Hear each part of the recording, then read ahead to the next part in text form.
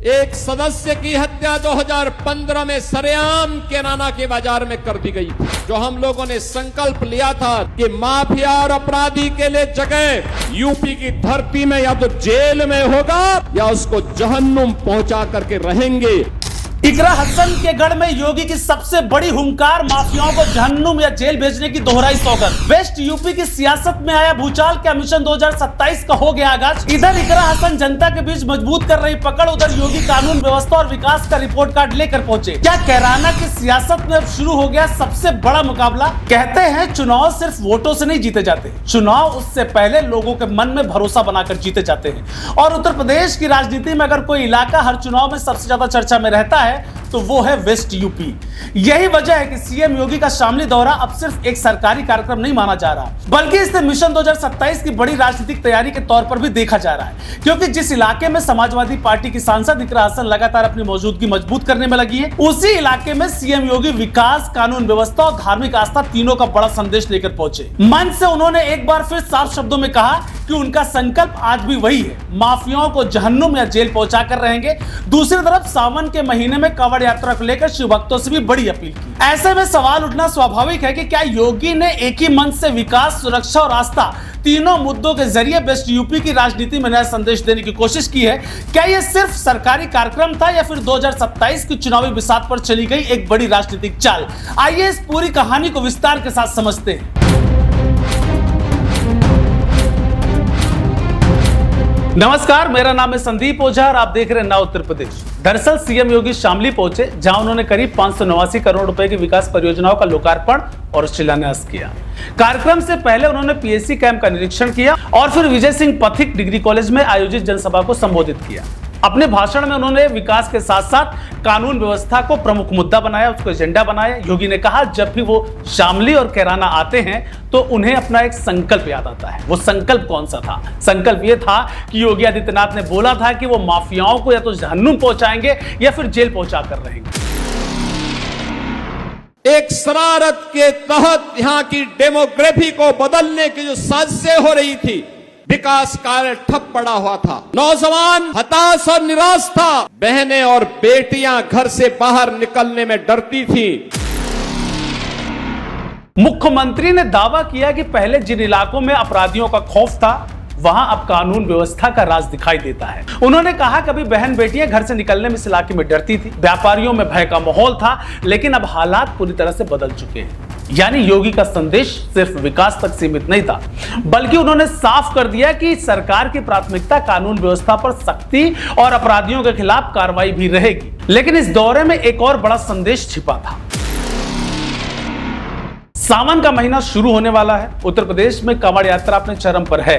ऐसे समय सीएम योगी ने शिव भक्तों से खास अपील की है। उन्होंने कहा कांवड़ यात्रा आस्था का पर्व है और इसकी गरिमा हर हाल में बनी रहनी चाहिए। उन्होंने कांवड़ियों से कहा छोटी छोटी बातों पर किसी भी तरह का विवाद ना होने दे, विवाद पैदा ना होने दे।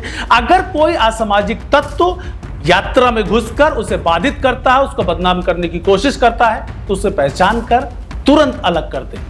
मुख्यमंत्री ने कहा आज सरकार की प्राथमिकता श्रद्धालुओं की सुरक्षा और सुविधा दोनों है। उन्होंने पुराने समय का जिक्र करते हुए कहा पहले धार्मिक आयोजनों में कई तरह की परेशानियां सामने आती, लेकिन अब सरकार हर स्तर पर व्यवस्था बनाने में जुटी हुई है, व्यवस्था बनाने का काम कर रही है।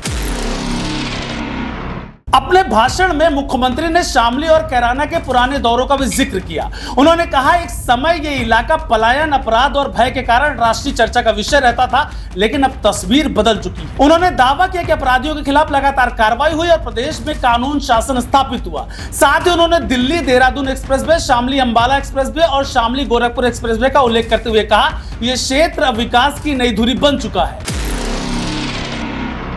जैसे प्रयागराज की धरती मां गंगा, मां यमुना और मां सरस्वती की त्रिवेणी के लिए जाना जाता है, ऐसे ही पश्चिमी उत्तर प्रदेश में हमारा शामली जनपद अब दिल्ली देहरादून एक्सप्रेसवे, शामली अंबाला एक्सप्रेसवे और गोरखपुर शामली एक्सप्रेसवे का संगम, त्रिवेणी का संगम बन चुका है एक्सप्रेसवे का।